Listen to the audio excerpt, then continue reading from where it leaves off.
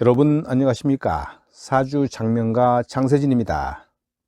토오행은 신의와 충성심, 효심이 있고 중후하여 정장을 좋아합니다. 토가 퇴거하면 고집불통의 사리 판단이 현명하지 못하고요. 반면에 토가 없으면 주택으로 인한 어려움이 있습니다. 자신이 토대가 되어 있지 않아서 더부살이할 수 있는 팔자이며 돈을 모아도 자신의 것이 되지 못합니다. 오늘 영상에서는 토가 많은 사주와 지지의 진술중미가 많은 사주에 대해서 살펴보겠습니다. 본 채널 구독자가 아니신 분들은 구독, 좋아요, 알림까지 설정해 주십시오. 더 알찬 영상으로 보답하겠습니다. 사주 상담을 하다 보면 토가 퇴거한 사주들이 많습니다. 오행 중에서 목화 금수는 천간에 2개, 지지에 2개가 있는 데에 비해서 토 오행은 천간에 2개와 지지에 4개로 다른 오행보다 지지에 2개가 더 많습니다. 지지 4개의 진술충미는 각 계절의 환절기에 해당하는데요. 진토는 봄에서 여름으로 넘어가는 환절기, 미토는 여름에서 가을로 넘어가는 환절기를 말하고요. 술토는 가을에서 겨울로 넘어가는 환절기, 축토는 겨울에서 봄으로 넘어가는 환절기를 말합니다. 이와 같이 진술충미는 토라는 오행 외에도 각 계절에 해당하는 오행을 포함하고 있어서 해석함에 있어 깊고 다양하게 접근해야 합니다. 오늘 영상은 이런 차원이므로 약간의 깊이가 있는 영상임을 감안하시기 바랍니다. 토를 어떻게 볼 것인가? 토가 왕하다는 기준은 일반적으로 사주에 4개 이상인 경우를 말하는데요. 토는 신뢰, 중화, 질서, 실천, 경험을 의미합니다. 또 토는 질서를 담당하는데요. 내가 지나치게 관여하고 결정하고 책임지는 것입니다. 이것을 오지랖이라고 할 수도 있는데요. 타인의 일을 대행하는 의미이기도 하면서 토가 지나치면 남의 일을 참견하는 것이 특성입니다. 토가 왕한 사람은 성향적으로 게으른 듯하지만 업무 수행 능력이 초스피드입니다. 토는 영역을 구분하는 것, 계절의 환절기, 역할을 구분하는 것으로 보지만 토가 왕하면 영역 역할 구분이 없는 것으로 봅니다. 지지에 진술충미가 모두 있으면 모든 영역을 내가 책임지고 보듬겠다는 뜻으로 모든 것을 통합할 수 있다는 것입니다. 토의 중요한 기능 중 하나가 화생토인데요.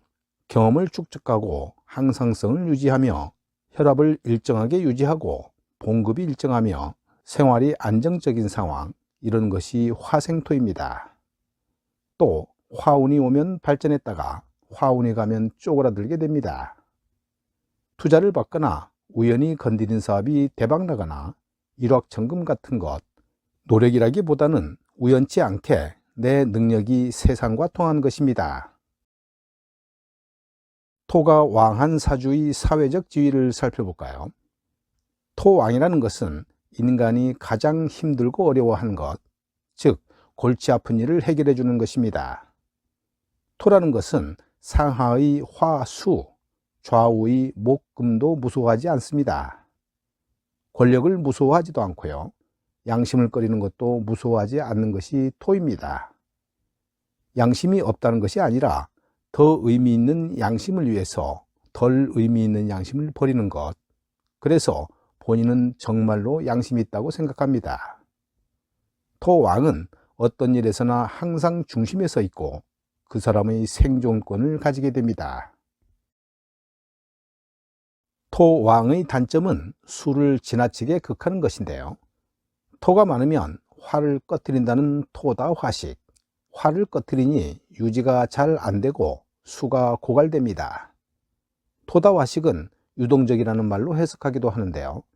직업을 바꾸고 사람을 바꾸고 인생을 바꾸는 게 토다 화식입니다. 일이나 프로젝트를 따낼 때 토다에게 맡기면 좋습니다. 일은 아주 잘하면서 큰 대가를 바라지도 않습니다. 토는 중심이기 때문에 스스로 움직이는 게 아니라 주변의 충동에 의해서 움직입니다.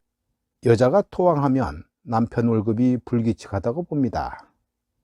일정 금액이 들어오지 않으니까 가정이 불안해지기 때문에 이런 경우는 남자 대신 가정을 이끌어가야 합니다. 토왕은 어떤 형식으로든 중심이 될 수밖에 없는데요. 그래서 화가 없는 토왕자가 좋습니다. 그 이유는 토왕인데 병정화가 있으면 가장이 되고요. 화가 없으면 전업주부나 한량이 되어서 여유롭기 때문입니다.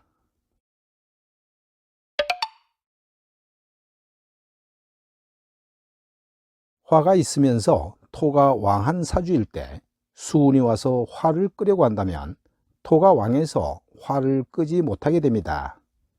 그 이유는 오히려 토가 수를 극해서 수갈시키기 때문이죠.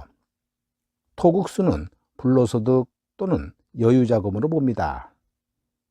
토국수는 자산을 운용한다는 뜻이 되는데요. 따라서 토왕의 토국수는 자산 운용을 무리하게 한다는 뜻입니다. 토왕의 수운이 오면 투자로 인한 손실, 과욕이라는 뜻입니다. 그럼 화가 없는 토왕에 화운이 오면 어떨까요? 이때는 독립, 이혼, 결별 등으로 해석합니다.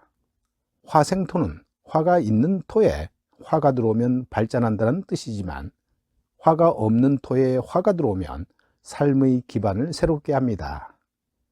설기되었으니 기대고 있던 곳에서 더 좋은 조건으로 간다는 뜻입니다. 오행은 목으로 태어나서 화로 성장하고 화에서 금으로 내려가 수로 수렴합니다. 목화는 양이고 금수는 질인데요. 이 양과 질의 중간이 토입니다. 토는 열심히 일하고 여유를 가지는 것, 적당한 일과 적당한 휴식을 겸하는 것이며 중화와 변화의 의미가 있습니다.